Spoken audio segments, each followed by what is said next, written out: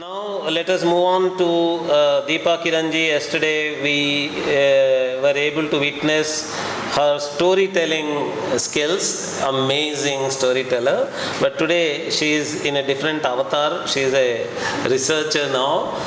She is presenting her paper on Chinnamasta Devi, agency and the Hindu goddess. Namaste, thank you very much. Delighted to be here, honored to be here with all of you. Am I audible? Yeah. So I must confess at the very beginning that whatever research I have been able to explore has really been after I submitted the abstract. I've done some readings, references from Professor Nagaraj Paturi, and then again Sampadananda Mishra ji and Dr. Madhavi Godbole, all of whom I connected with in the last 2 months. So the quick story is that last 2 years I've been connecting with cinema a lot. I made a documentary film, I acted in a film, and so I attended a film analysis workshop just to understand things better, and as part of that the theme was separation. And we were asked to bring images of separation, and one person brought this image of just a human head, here upwards. It's a nice white woman, and it's inside a carton box. Apparently in Japan they have sex toys, and you buy it online and you get the parts, and then you have to fix it up. So there was a discussion, this reminds of, severed heads in mythology. So I started researching, and that's how I found Chinnamasta Devi, and I was totally fascinated. Later I came to know that people associate her with fear, but I was just completely fascinated, and this was last year July. Except for one article, there was no information I could get, though I kept trying to reach out to people. So I'm really delighted that I had the opportunity to explore in my own simple way, which is not very deeply academic, but I've done my readings. Yeah, so here's sharing what I discovered about Chinnamasta Devi, because, yes sir, you can, next please. Yeah, I discovered one thing. I want to read the first article that came to me, which was Laura Dunn's. So it's a Western scholar criticizing another Western scholar.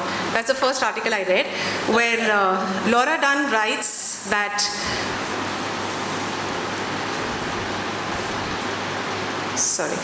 the self-emptying goddess, that's her article, and in that she says, it's a Berkeley Journal article on religion and theology. Laura comments on Doniger. Doniger has written, put a bag over her head in that article. Doniger makes an inaccurate assessment of beheading using the comparative method inappropriately to support her psychoanalytic feminist reading of the trope of beheading. And then Laura goes on to wonder. So it remains a curiosity why Wendy Doniger fails to mention stories about Kali, fails to acknowledge the rich narrative tradition of Shaktism and its pantheon of goddess, in which self-beheading and beheading devis like Chinnamasta are abound, and neither would ever strike as objectified. And Laura continues to say that even without a head, they would not be objectified, and these Shakta stories are important ritual and soteriological ideas of self and selflessness. However, the analysis cannot ignore the effects of colonialism. This particular analysis cannot ignore the effects of colonialism and the biases of culturally situated perspectives as evidenced by Doniger's interpretation of the Hindu mythology. So this was the only text I read, which... This is Laura who? Laura Dunn, and her article is... So that's all right. Yeah, Laura Dunn. Yeah. Okay. Right. At least there is one sensible person. No. There are a couple of sensible people who critique and criticize Doniger. There are quite a few. No, when Patra was doing this, the whole world, they were saying when we spoke, So if it is Laura Dunn, no problem. If it is Patra, problem. What is this? So, but Doniger also has been very badly exposed now, very badly exposed. I don't think she's now able to put forth those fantabulous theories that she used to. Her last book, The Ring, it was just bad, and I think it's been academically tangled in so many ways. And her use of psychoanalytics has also been very badly tangled. Whether at all it should be used as a tool. So there are, and Laurie Patton also. That's why Laura Dunn and Laurie Patton sound the same. That's Yeah, it's quite a recent article. Okay. And Yeah. drawing pattern also emphasizes drawing also as well. Please go Okay, ahead. yeah. They're getting exposed. Yeah, everything is good.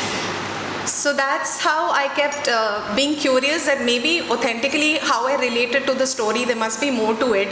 And it was only after 8 months, thanks to Nagarajji and Sumedhaji, that I got to read some other books, which include, of course, David Frawley and David Kinsley, but Japasutram and a Telugu book also. And my Telugu teacher was kind enough to translate for me. So this is sharings a little bit. So one is, of course, the story of the Dashamahavidyas itself, their origin story. So apparently Shiva and Parvati were staying in Parvati's house and they had a fight. And in anger, Shiva stormed out. So to stop him, Parvati created the 10 Mahavidyas who were powerful enough to block Shiva, which itself is indicative of agency and not some objectified creations. Yeah. So, this reference. Right. And what Dashamahavidyas, as of course has already been shared by so many, the earliest references we have in the Upapurana, Shakta Bhagavata Purana, Devi Purana, Shiva Purana, and here, next slide, sir. Dr. Madhavi Godbole was able to share quite a few references. I've just shared one of them. Where these are proper library references that show us about textual references to Chinnamasta Devi. Next one, sir. So this is the first image that I saw, and when I showed my mother, oh baapre, she said, when she first saw it, and the couple of people I showed, that's how they reacted, and that's when I realized, oh, I didn't have fear when I saw it. I was fascinated, and of course, you know, it was also what resonates with each of us. I'm a single mother of 2 sons, and I've heard a lot of people tell me that, oh, it must be so difficult managing your career and your children, oh, for your children, and somehow this, you know, this image first struck me as, yeah, you know what, we are all there for each other. It just reminded me of that the children are there for me, to give me love, to let me be a mother. And, you know, so it's not like I'm doing something for them. So I felt that kind of relationship with this particular image. And so when I explored the iconography, I was very glad to know that there's so much more to it. For example, severing heads, you know, we have so many references like Shiva severed the head of his son Ganapati, of his father-in-law Daksha, and then Arjuna and Ulupi's son Iravan, his head was cut off, and the head watched the Mahabharata, the entire proceedings in Kurukshetra. He's also called as Baburuvahana. Aravan in Tamil. Yes, Aravan. Yeah. So, yes, many actually of severed heads. Yes, thank you for Can I that. ask something, Deepa, you repeating that this image was new to you and you were very fascinated by it, since I have grown up next to a temple. Yeah, So it's been part of my growing up. So I wonder in the audience, are people also struck by this image as something new and different and something they have not seen? Is it? Okay, so maybe it's... Some Mahavidyas, you don't really, only if you go deep into it, you understand those dasam. Okay. It's like, So Chinnamasta Devi actually is not familiar to most of them. you know, in the sense, Okay, if you are that in is this, interesting for me. if you are And, in this setup, in this Indic thing and all that, maybe you will know. I just No, I've grown up with it because I've grown up next to Rajapa. So that's a very big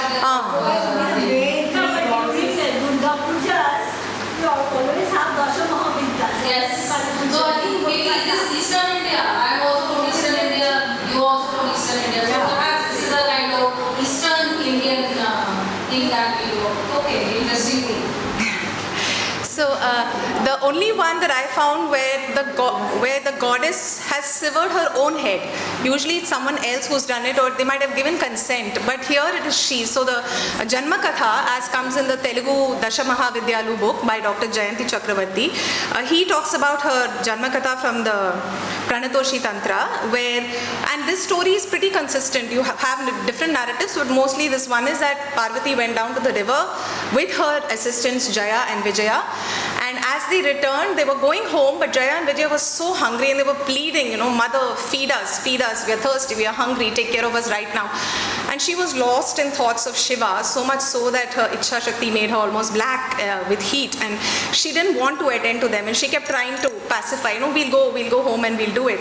I'll give you food, but they wouldn't listen. So in an impetuous action, she relented and tore off her own head, and 3 streams of blood came out. One, Jaya took, the other Vijaya fed, and the third, Chinnamasta herself fed herself. Yeah, so this is supposed to be the story, and Chinna, which is tearing off or cutting off, and Masta is the head. So that's how the origin story itself is the origin of her name. Next slide, sir. Yeah, so just straight away from the iconography, whatever I got to understand is that there are so many references way beyond just an objectified character, which is the nakedness itself is the Veera Rasa in her, that heedless, when a warrior goes out, immaterial of his or her own safety. So she's considered a warrioress by her nakedness. Rati and Kama, as Papia also mentioned, we see Rati and Kama below her and she's standing on top of them. Where there are 2 interpretations. The more common one is that this is indicative of her overcoming her sexual desire, which in fact goes to rise her life force, which is blood. So the 3 streams of blood are supposed to actually just be her life force itself, which because she has overcome her sexual desire, it's rising further upwards. Yeah, and the head, of course, is straight away indicative of the mind, of thought, of ego, of sense of I. And when that is cut off, that is what Chinnamasta Devi is speaking about, how the need to really remove the I. And the scissors or the scimitar in her hand is, Frawley talks about how this could be a metaphor for Viveka. When you can discriminate, then with your sense of discrimination, you can cut. Next slide, sir.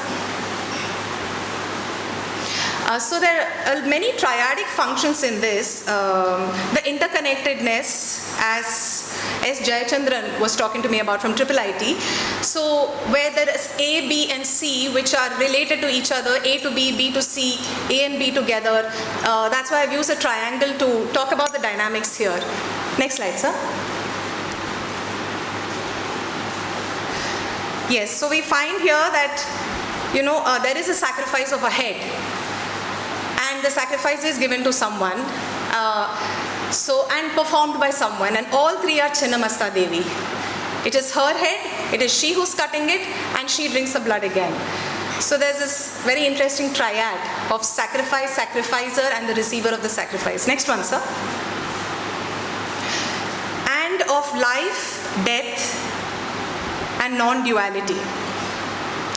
Previous one, sir. Yeah. Yeah. So what it implies is that she's pulled out her own head and we can see that it's there. It's alive, it's happy, and it's happily gulping blood. So even without the head, she's still alive. So the sense of going beyond life and death itself, that even life and death is a duality that we perceive. And Chinnamasta is representative of that. And which is why, next slide, sir. In the Awful Buddhist and Hindu Tantric Goddess, it's a PhD by Elizabeth Ann Bernard. She talks about how Chinnamasta has been compared to one of the Dashavataras, and this is in the Guhyati Guhya Tantra. She is parallel to Narasimha. Next slide, sir. So Narasimha had to take a form which was neither man nor animal to be able to destroy the demon. And similarly, Chinnamasta is neither life nor death. So that is a comparison of both of them breaking the categories. They cannot be categorized.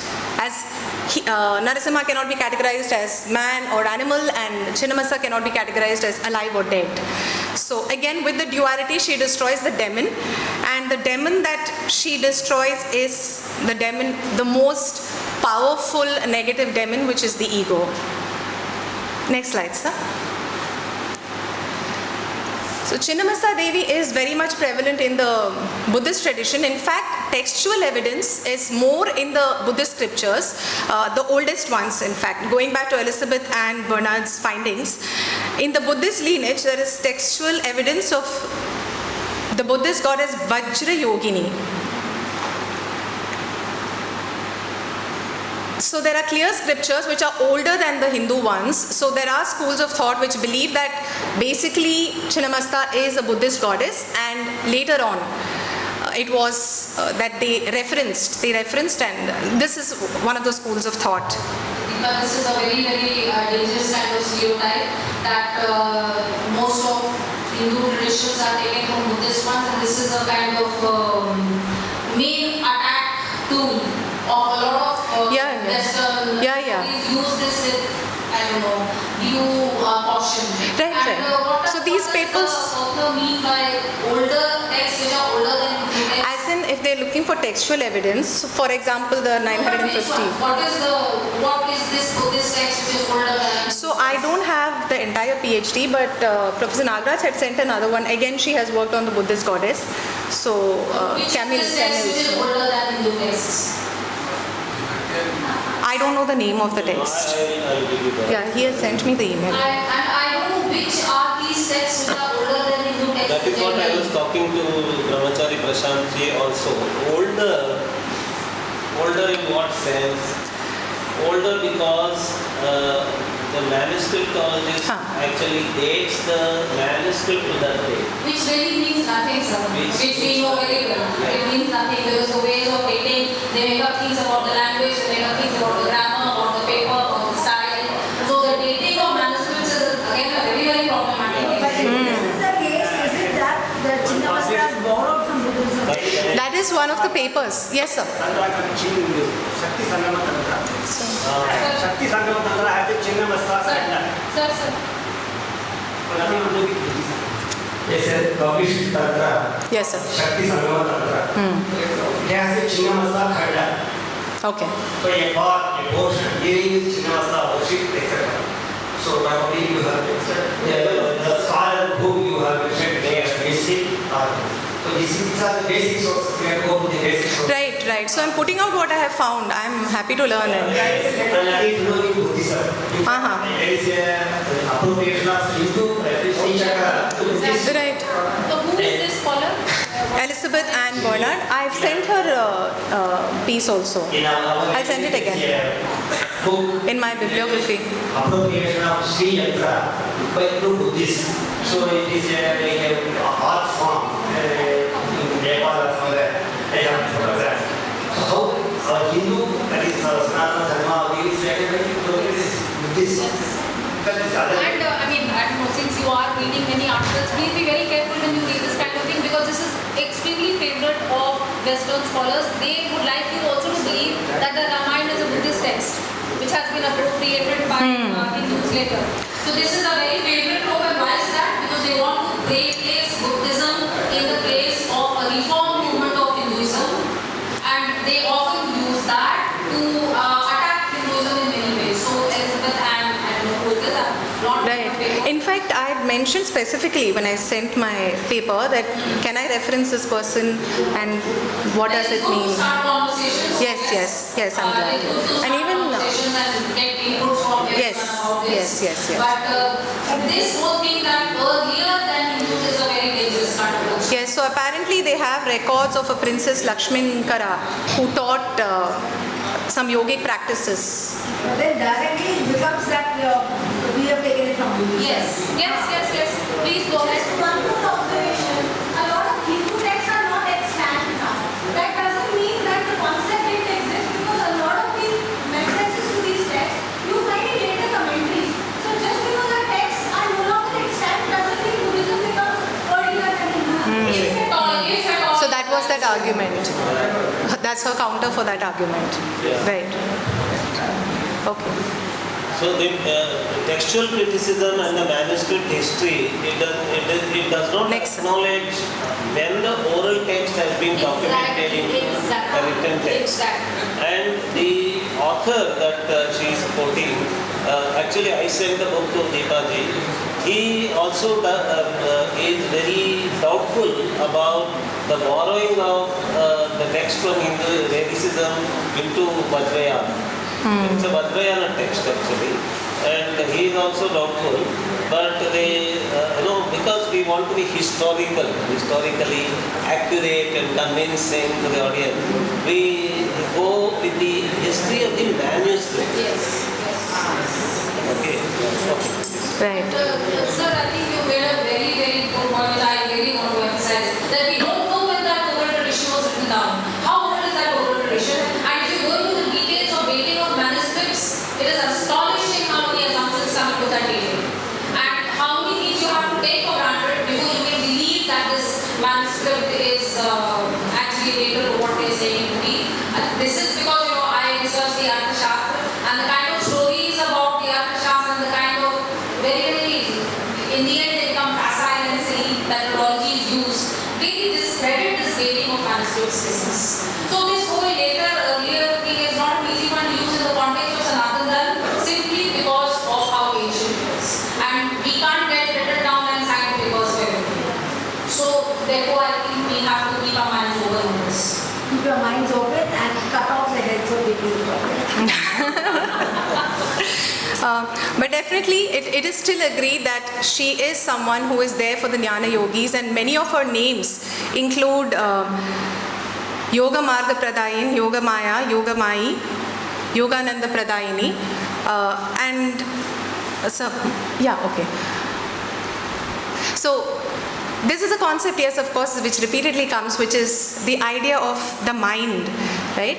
Mana evam manushyanam karanam bandha mokshayo bandhaya vishaya sango muktiyai nirvishayam manaha, which is particularly here it says mind is the cause for binding and liberating humans, sensual associations cause binding and non-associations lead to liberation. So this is a connection with the idea of liberation and Chinnamasta. For me, as I understood, again, as I said, it is my journey and my exploration at this point. Next, sir. Yeah. So there's a Telugu quotation about directions which says, Dasha Dishala nundi Vijnanamu manaku andutundi. From 10 different directions, we get Vijnanam, knowledge. Yeah, a simple. Next, sir. Next. Yes, next. Previous, sir. Yeah, it was interesting to note that Chinnamasta is associated with the direction of east, the rising sun, knowledge, all of that. So to me it made sense. So I'm just curious, maybe the other Dasham Vidyas may also be associated with other directions. I'm curious to find out more. Next one, sir. Right? Life, death and sex. As Papia spoke about, this image of Chinnamasta shows that there is death, and death is required for life to propagate, and that happens through the sexual activity. So the triadic function of life, death and sex is also through this image. And apparently the image serves the purpose of sometimes when logically things are explained, we probably nod our heads, but when something just hits you like that, it reaches the core of the being, and therefore the need for strong images. Next, sir. Again, there are different rasas that come through in the Chinnamasta iconography. There's Bhayanaka, Shringara and Veera rasa as much present. Next. So the two attendants on the side are supposed to be symbolic of Tamas and Rajas, and Chinnamasta herself of Sattvic Guna.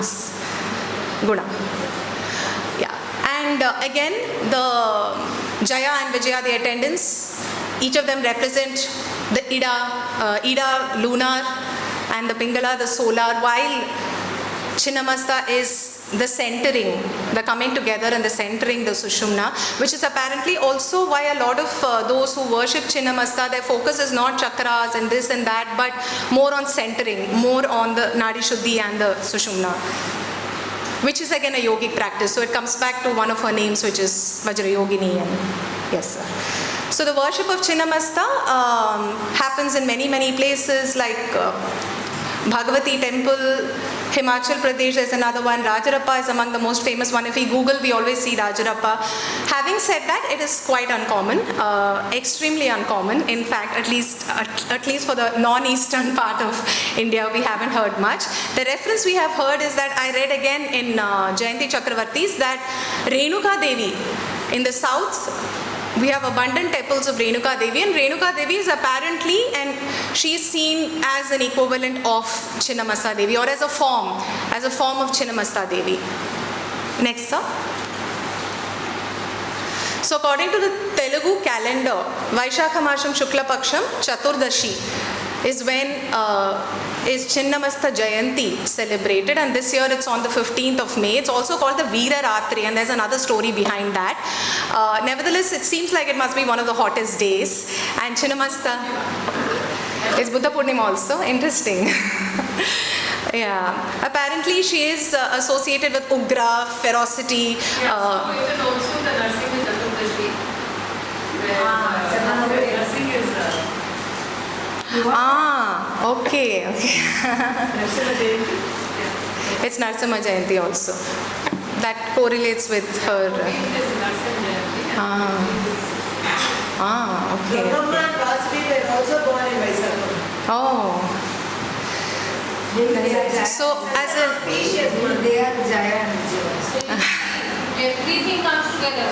When we start pulling all up together, everything comes together in one system. Beautiful unity in the diversity. So the whole association with her with Ugra and ferocity and the sexuality and all of it, the readings that I read of the Western scholars, the couple of them was she can be worshipped only through Vamachara Margam, only by wine and women and graveyard and all of that, the occult aspect of Tantra. However, when the other readings show, first of all, like Dr. Pavan was saying, Tantra Yoga, a very small subset has been blown up to represent all of it, which is true of Chinnamasta worship also, as I understand, that there's a completely very, very minuscule subset that worships Chinnamasta through the Vamachar Margam. The other Margam of Tantra, which is really mantra and yantra, the Dakshinachara Margam. And the last, of course, is the Atma Vichara. Next one, sir. So here is the mantra of Chinnamasta Devi. And that is her yantra, an inverted triangle with a bindu in the center. I'd like to end with last, sir. Next. These are the words of Kavya Kantha Ganapati Muni, one of the modern seers who was there at Tiruvannamalai with Bhagavan Ramana Maharishi, who was an ardent worshipper of Chinnamasta and completely far from the left-handed worship that we hear of in Tantra and Yoga. And this, I'd like to end with his verse: the silent yogi attains success by the celestial path, neither to the right nor the left. With a silent mind, one should continuously search for the supreme lotus feet of the Mother. That's Kavya Kantha Ganapati Muni and Bhagavan Ramana Maharishi. Thank you very much. Thank you, sir. So, thank you, Deepa. Very interesting. Usually sparked a lot of conversation. Yes. And that is the whole idea of this type of conference. Does anybody have any more questions? We discussed a lot of it. Yes. So, anyone So has thanks more everyone. questions? Yeah. Yes, please, sir. Why do we worship this Chinnamasta? What is the concept here? The little I read, sir, it's more of, again, that was just one perspective, I'm sure, that it's for people who have a heroic nature, who can take risks, will associate and will want the blessings of a heroic goddess who also can take risks and bless you. But the reason that Kavya Kantha Muni worshipped her was entirely the opposite. It was to know the nature of the true self. That's all for him, and that happened also in his life. So I have come to understand that whatever we worship Chinnamasta Devi for, I have been talking to her last 2 months that helped me with this project. I have given an abstract and I want to know something about you and share, and she has helped me very much. So I think whatever we ask for, Chinnamasta Devi or Dakshinamurti or any of them, I think they're there for us. That's my understanding. Yeah. Well said.